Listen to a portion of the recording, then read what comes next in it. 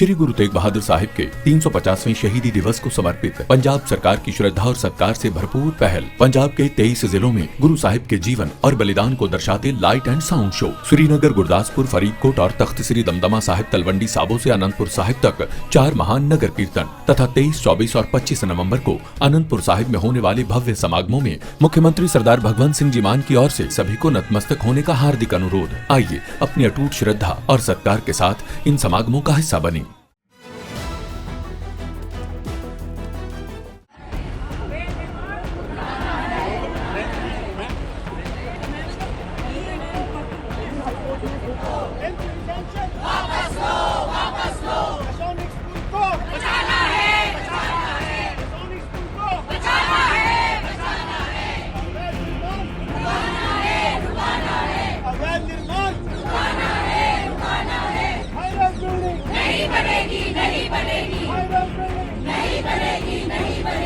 देश के ऐतिहासिक स्थल जंतर मंतर पर वसंत कुंज के निवासी आज धरने पे बैठे हैं। जी हाँ, आप देख सकते हैं यहाँ जो लोग हैं ये सभी वसंत कुंज के निवासी हैं और ये लोग यहाँ पे धरने पे बैठे हैं और इनके हाथों में जो बैनर्स हैं उनमें देखिए क्या है, जागरूक नागरिक मांगे अपना हक, नए बिल्डिंग से होगी B1 की बर्बादी और इसमें ना कोई शक।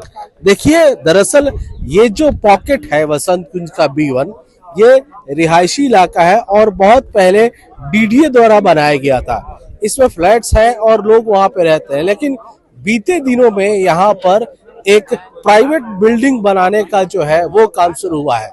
जैसा कि ये लोग बोल रहे हैं ये पूरी तरीके से इलीगल बनाया जा रहा है, क्योंकि जो राइट्स जब इन्होंने फ्लैट लिए थे उस समय इस बिल्डिंग का कोई प्रपोजल नहीं था और बेहद ग्रीन ये कॉलोनी मानी जा रही है, क्योंकि यहाँ के लोग अपने पॉकेट को हरा भरा करने के लिए बहुत ज्यादा काम करते हैं। अब ऐसे में इनकी सबसे बड़ी जो दिक्कत है वो ये है कि इनके पॉकेट की जो हरियाली है, आज जिस तरह से प्रदूषण पूरी दिल्ली में फैला है, इनके पॉकेट की हालत जो है वो बेहद खराब होती जा रही है।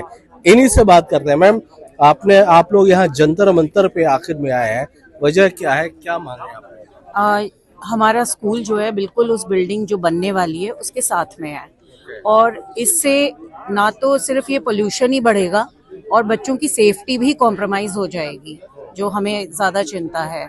और पोल्यूशन जब दिल्ली इतना फेस कर रहा है, आप देख सकते हैं कि कितना पोल्यूशन अभी दिल्ली फेस कर रहा है, तो उसके बाद आप सोचिए कि बिल्कुल जहाँ रिहायशी इलाके के बीच में इतनी बड़ी बिल्डिंग बनाई जाएगी तो पोल्यूशन का क्या हाल होगा, वो भी पेड़ काट कर, जिसमें कि इतने पक्षी और इतने वो रहते हैं बर्ड्स वगैरह, तो उसके बाद में क्या हाल होगा वो आप सोच के देखिए कि कैसे, मतलब गवर्नमेंट ने ऐसा फैसला लिया ही कैसे।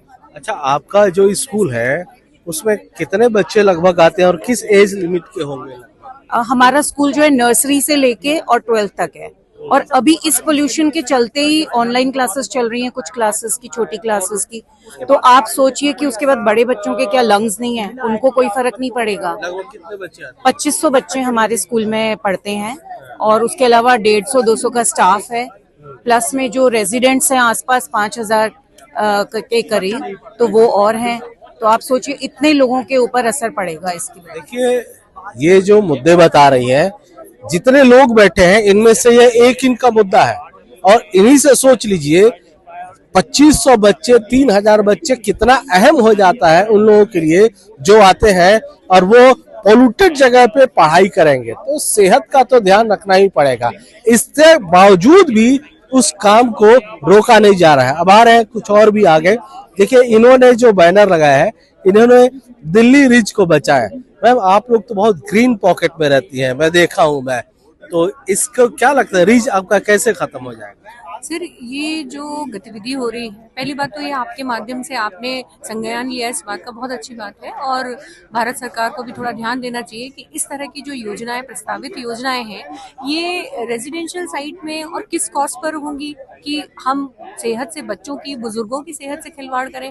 आज हम प्रदूषण के ऊपर बात करते हैं, प्रदूषण के लिए पराली जलाने का जो मुद्दा था, जो पिछले वर्षों से चला आ रहा है, आज जो वर्तमान में सरकार है, क्या उसने इस चीज को संज्ञान में लिया, क्या उसने इन चीजों के बारे में सोचा? और भी हालात बदतर हुए हैं, तो अगर इस तरह की गतिविधियां होंगी सर, तो कैसे हम दिल्ली का ये जो हरा भरा जो भी कुछ रहता है, जो भी बेल्ट है, उसको हम कैसे बचा पाएंगे? आप बताइए। जी जी बोलिए।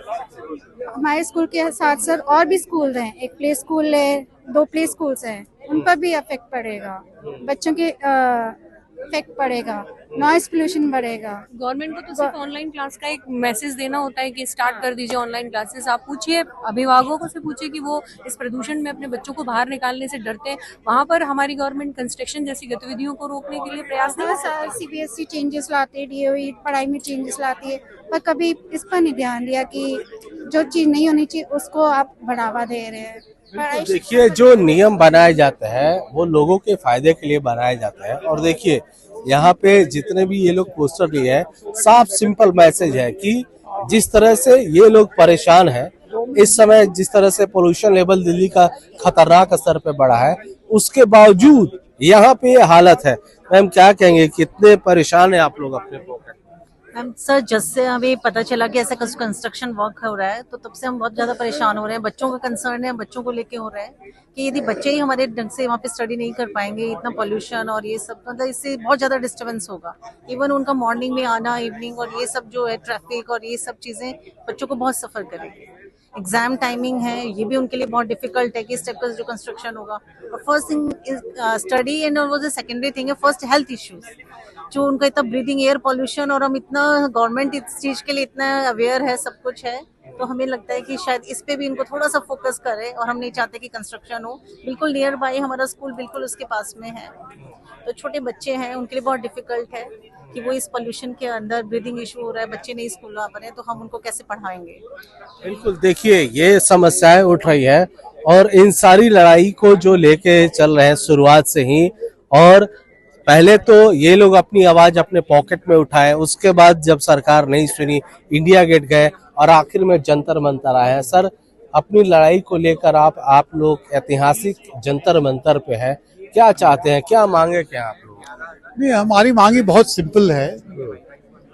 हम चाहते हैं कि ये जो वेकेंट प्लॉट है, जो खाली जमीन है जहाँ पे कंस्ट्रक्शन हो रहा है, जो कॉलोनी के बीचों बीच स्थित है, और हम 5000 रेजिडेंट्स हैं, 3000 स्कूल के बच्चे हैं, एक किंडरगार्टन स्कूल है, तो आपने एक मल्टी स्टोरीड 3 टावर्स एक प्राइवेट बिल्डर को आपने कैसे अलाउ किया? और 3 लेवल बेसमेंट है ये, और एक DDA की बहुत साफ सुथरी सुंदर कॉलोनी है, एक लेआउट प्लान है, आप उस लेआउट प्लान को कैसे वायलेट कर रहे हैं? आपने लेआउट प्लान में तो कहीं private colony with in the 4 corners of B1 तो आपने दिखाया नहीं। और कंस्ट्रक्शन रिलेटेड नॉइज है, डस्ट है, पोल्यूशन है, पानी की इतनी किल्लत है वहाँ पे, तो कैसे कोई रहेगा? ट्रैफिक नहीं है, हमारे बड़े कंजेस्टेड रोड्स है, हमारे रोड से पूरे मैसोनिक स्कूल के बच्चे जाते हैं 3000, वहाँ पे शमरॉक स्कूल के बच्चे जाते हैं, वसंत वैली के बच्चे जाते हैं, और आपने फिर से यहाँ पे जब कंस्ट्रक्शन के समय इतनी गाड़ियां आएंगी, वाटर टैंकर्स आएंगे, बड़े बड़े मशीनरी आएंगे, तो हाउ इज इट फिजिबल?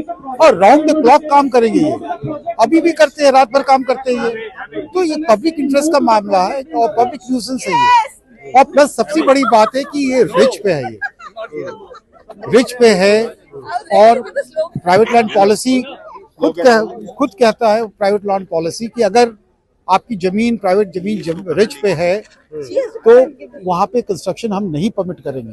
तो सेक्शन 3. अब आप लोग क्या चाहते हैं? आप लोग यहाँ पे आए हैं, जंतर मंतर पे आए हैं, ऐतिहासिक जंतर मंतर पे आए हैं, अब क्या चाहते हैं, क्या आशा है? चाहते हैं कि जो ये पब्लिक इंटरेस्ट का मामला है, जो भी हमारे पब्लिक अथॉरिटीज है जिसको हमने चुन के भेजा हुआ है, हमारे प्राइम मिनिस्टर हैं, हमारे लेफ्टिनेंट गवर्नर हैं या चीफ मिनिस्टर हैं, मेयर हैं, हमारी बातें को ठीक से री एग्जामिन करें। आफ्टर ऑल हम 5000 हैं प्लस स्कूल है। क्या आप लोग चाहते हैं क्योंकि सिटीजन के इलाके में है, बिल्कुल सेंटर में है, तो इस जमीन को यहीं के लोगों के लिए इस्तेमाल किया जाए? क्योंकि रिच की जमीन बताई जा रही थी, हाँ। इस पर पार्क बनाए जा सकते थे, कई सारी। तो वही मैं कह रहा हूँ ना कि ये रिच है, आज AQI का लेवल कितना नीचे है, ये लोग सांस नहीं ले पा रहे हैं। हमारे यहाँ सीनियर रेजिडेंट्स जो है कितनी दिक्कतें आ रही है, तो आप जो भी बचा खुचा रिच है तो वहाँ तो कम से कम आप फॉरेस्ट कीजिए।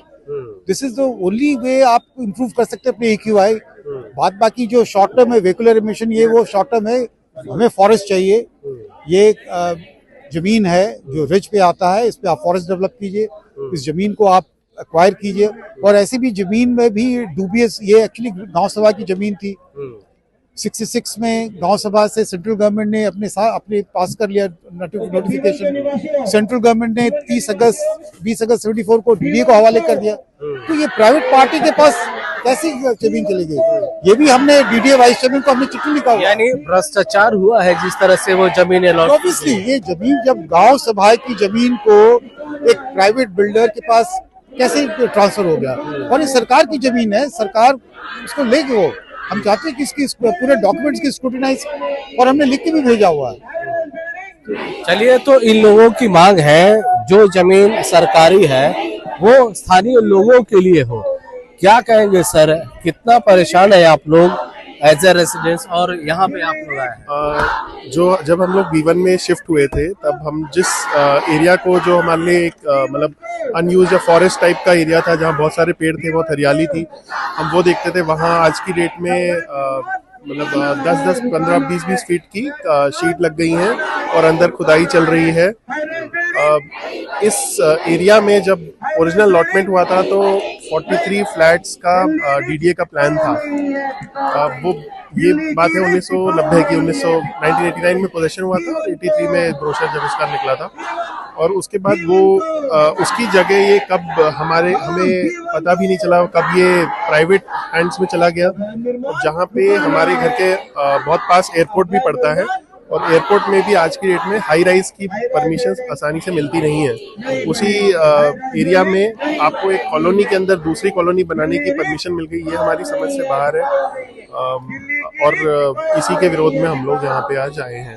तो इसके साथ जो भी जुड़ी हुई परेशानियां हैं, या जो आपकी क्या कहते हैं पानी की किल्लत होगी, जो आपका कंस्ट्रक्शन जो 4-5-6 साल चलेगा उसमें जो दिक्कतें होंगी, उसके अलावा उस लैंड पार्सल के लिए कोई भी सेपरेट इंग्रेस या मतलब एंट्री या एग्जिट रोड नहीं है। तो जाहिर है कि जो भी वहाँ पे भी रेजिडेंट्स जो आएंगे, जो खरीदेंगे अल्टीमेटली, जिनको आइडिया नहीं होगा चीज़ों का, वो भी इसी एक कॉलोनी के अंदर एक कॉलोनी में आएंगे और वो भी वही परेशानियां झेलेंगे जो हम झेलेंगे, जो पार्किंग की होगी, जो एंट्री एग्जिट की होगी। और उस कॉलोनी बिल्कुल जो आबादी पहले से है, जो आप लोग यहाँ से हैं, अगर जो सैकड़ों परिवार आती है तो जाहिर है उनके लिए पानी, पार्किंग, सर्विस, रोड सबकी समस्या होगी।